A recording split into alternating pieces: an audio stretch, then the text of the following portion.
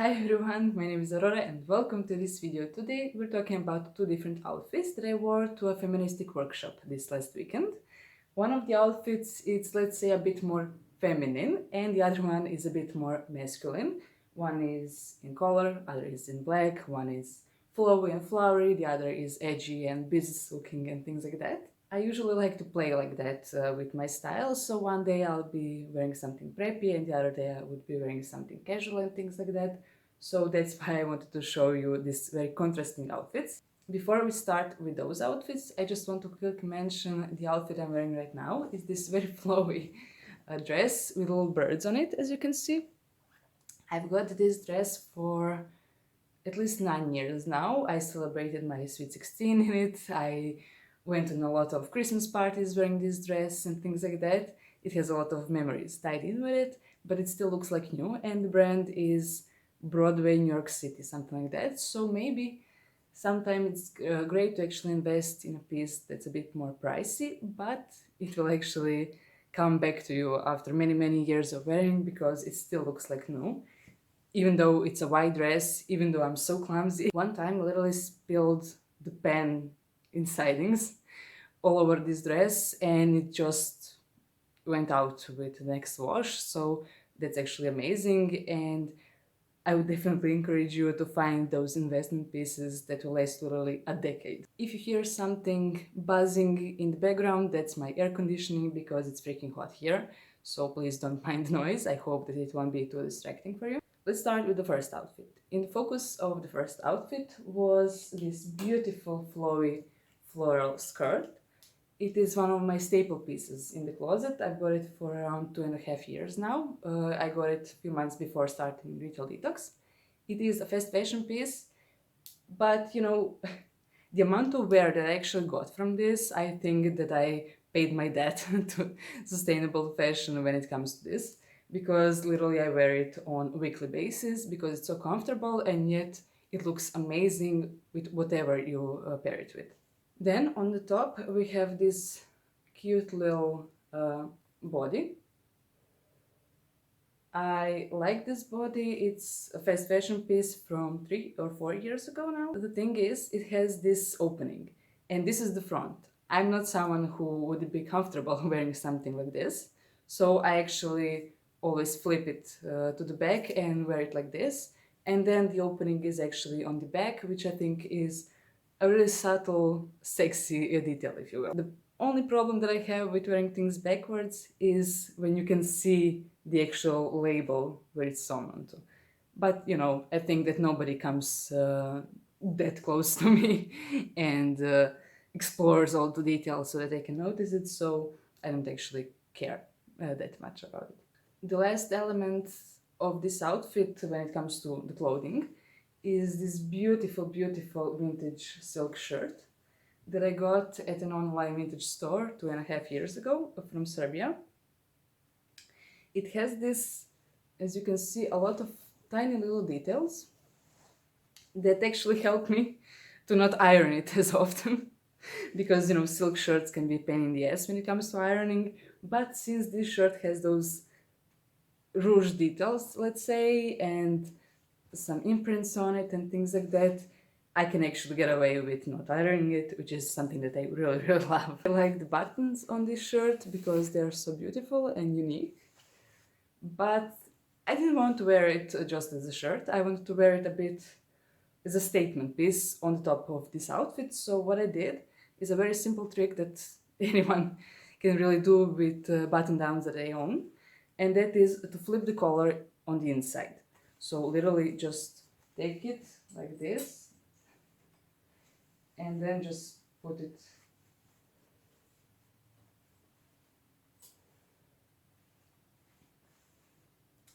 you can literally do something like this, and now it has a totally different type of silhouette. I really enjoyed wearing this shirt like that.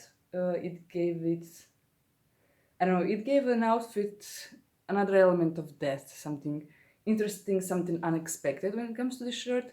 And the shirt itself didn't look like a basic button down, but instead it looked really, really vintage. One of the girls on the workshop actually told me that my outfit is very historian-like, but in the best way possible, and I was very happy to hear that. For the bag for this outfit, I went with my straw bag, the fast fashion straw bag that I wear literally every day during the summer. As I said in the previous video, a lot of things can fit into this. It's easy to carry and it's very summery, so that's why I love it so much. And in the end, when it comes to this first outfit, I went with my Oxford shoes. These shoes are fast fashion pieces, but I got them on my first year of university, which was 6 full years ago, which is mind-blowing as its own. But these shoes, they still look like new. It's really remarkable. Fast fashion brands that made clothing 5, 10, 15 years ago, their clothing still had much more quality than their clothing now. So that's something to keep in mind when you see fast fashion items in vintage stores. That might mean that actually that item survived for a decade or so, so that means that it will probably survive for as long in your wardrobe as well. So even though fast fashion pieces are not something to invest in, I think that you shouldn't stay away from those items entirely, but just make sure that when you're buying something fast fashion, you buy something that is actually high quality, something that will last you literally a decade. And I mean, look at those shoes, they're amazing. I love this detailing. It wasn't actually a popular style when I got them, so I got them for a very small price. But, you know, those type of shoes are coming back to style this year, so I love them so much. And I love the color. I think that it goes great with my skin tone. Let's move on to the next outfit that is a bit more edgier and a bit more dark, as you can see. I first have to give you a little bit of a backstory to show you the motivation actually behind this outfit. It is actually an activistic outfit, very passive activistic, but still activistic, I think. I did turn some heads with it, so, you know. So, on the first day of the workshop, we were told that we were going to be moving our conference room because a new political party will be installed in the room where we were the first day. The thing that I heard in my mind was, do something political. You know, you can't open a new political party and then just ignore the whole world. And I just wanted to give them a little, you know, side eye and tell them that I'm watching them and they should be careful what they're doing and things like that. And I just wanted to, you know, create something fun and buzzy to talk about with my friends on the workshop. I could have went with many different passive activistic activities, but I decided to go for one that will blend the most. So I decided to wear a suit so I can literally walk in front and between those people that are political elite in our country.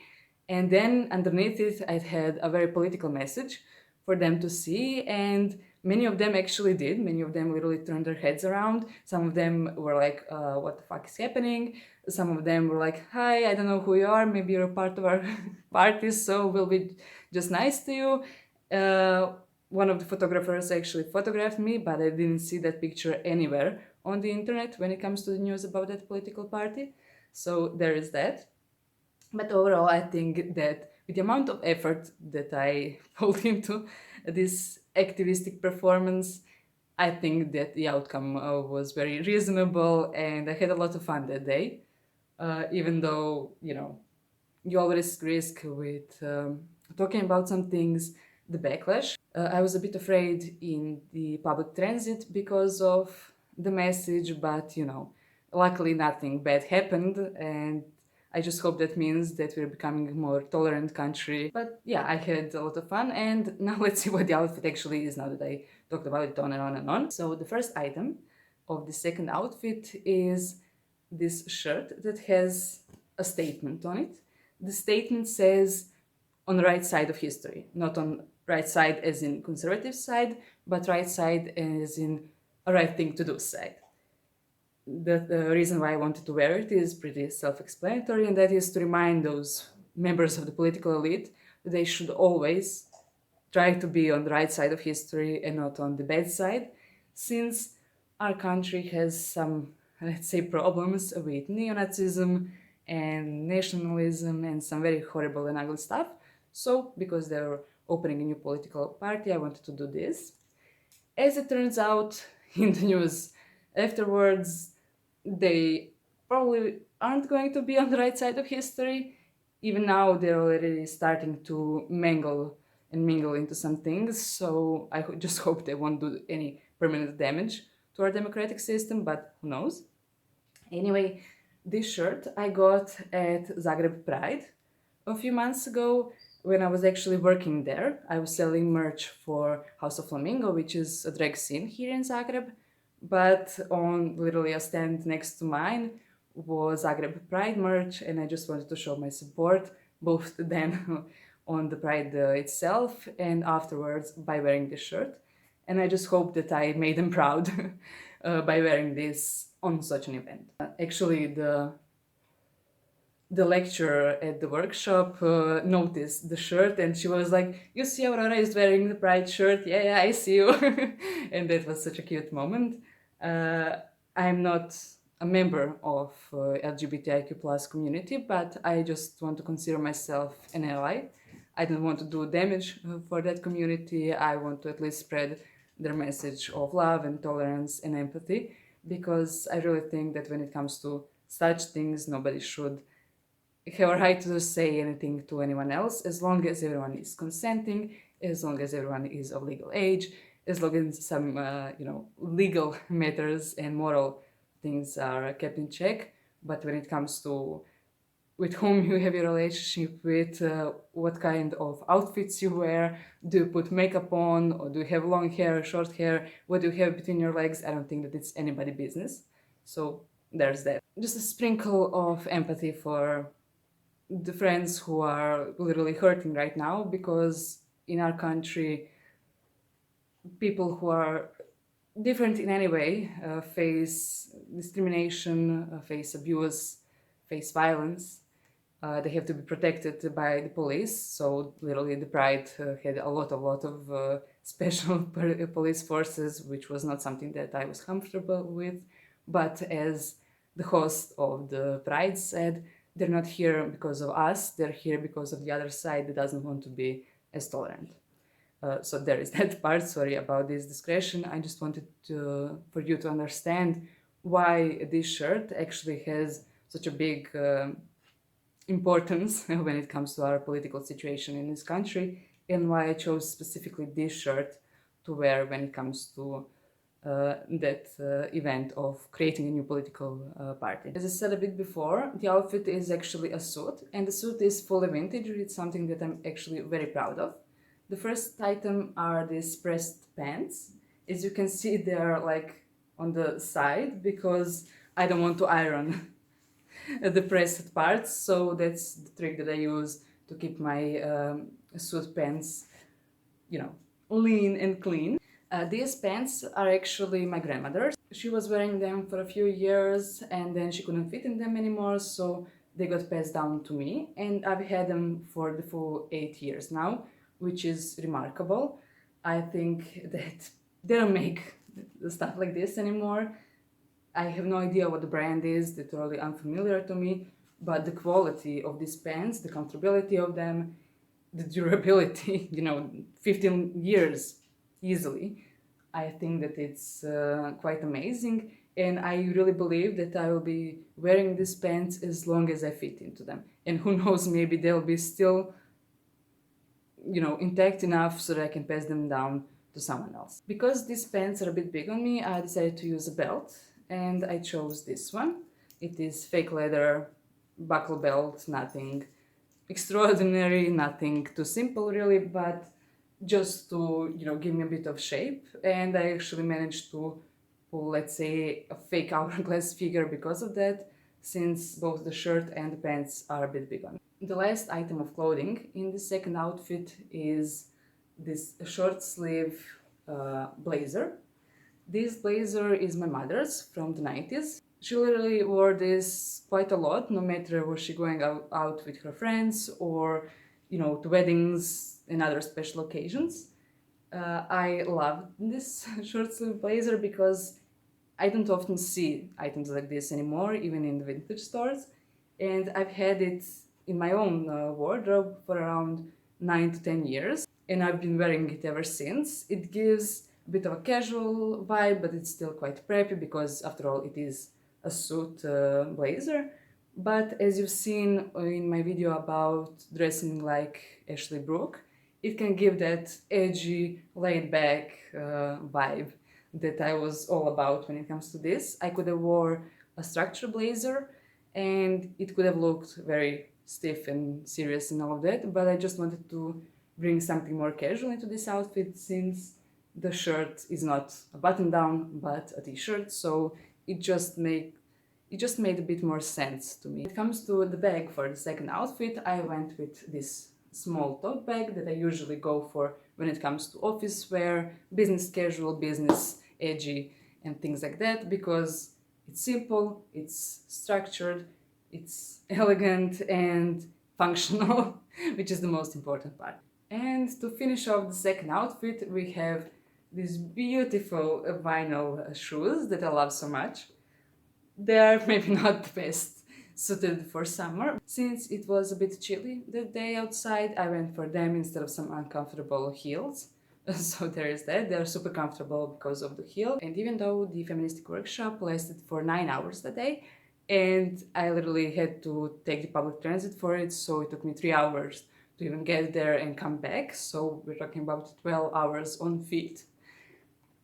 I was still comfortable. My feet didn't ache and all of that, and it gave me that bit of elevation. It gave me a bit of a shiny detailing that made the outfit a bit more special. That's it when it comes to the details about the outfits. Now I'm going to show you how they look when I actually put them on.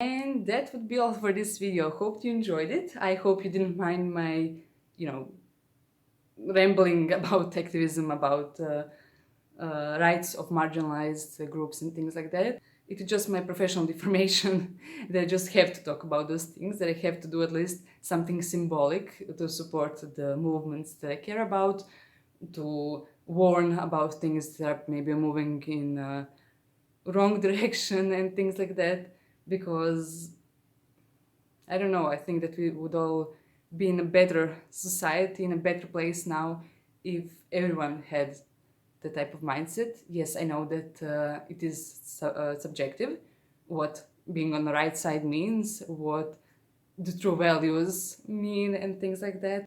But I still think that beneath all of our anger, all of our polarity, all of our political values, thoughts about someone else's personal life and things like that shouldn't matter. I think that beneath all of it should be humanism, empathy, tolerance, non-discrimination. I think it's not that hard. I think that we as a society, we went this far with being judgmental. Imagine what we could do if we weren't. Also, the workshop itself about feminism was very useful. Even though I do research things about feminism and do things myself, it is always useful to hear people that are a bit more experienced, a bit more knowledgeable, to show you what things are actually important, what to keep your eye on and things like that. We mostly talked about anti-gender movements in Croatia, but as you probably know, on the top of the hierarchy of such movements is United States, with their NGOs who actually fund the NGOs about anti-gender, anti-choice and things like that. So we talked about that. We talked about abortion.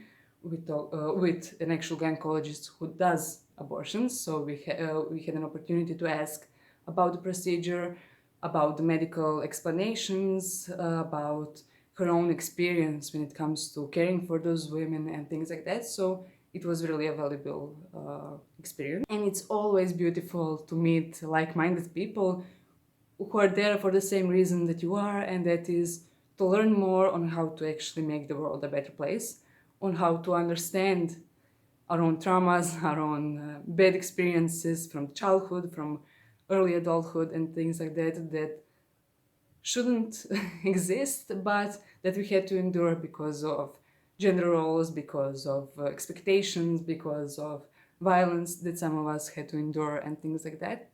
So when it comes to solidarity and empathy, it's great to hear the stories of other real people. It's great to share your own stories. And I really believe that we made a difference during that workshop, at least for ourselves.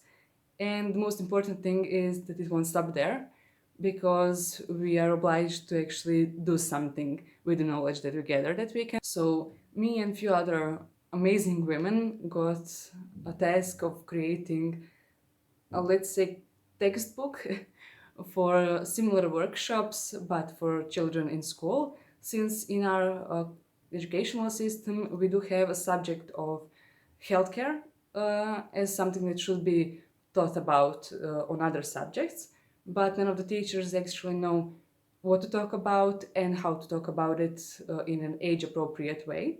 So we're gonna spend the next few months creating a few different ideas to help those teachers find a teaching way that they're comfortable with and that the children will have the most out of. So I'm very looking forward for that. And you know, if you stick around, maybe you'll find out if we succeeded or if I was literally burnt as a witch by the government. I mean, I hope we won't be, but who knows. Anyway, that would be all for today's video. Thank you so much for watching. Thank you so much for sticking around. Thank you so much for subscribing. We're at 140 subscribers. That is crazy. I didn't expect to have so many subscribers right now. Next month will be 2 years of publishing my first video. Time flies by when you're having a lot of fun and you're very stressed and the world is falling apart. But I really enjoyed making these videos, and I hope that I'll make them for at least next 2 years or even more, who knows. If you did enjoy watching this, please hit that like button and hit that subscribe button. And if you're subscribed, I will see you some other time. Bye!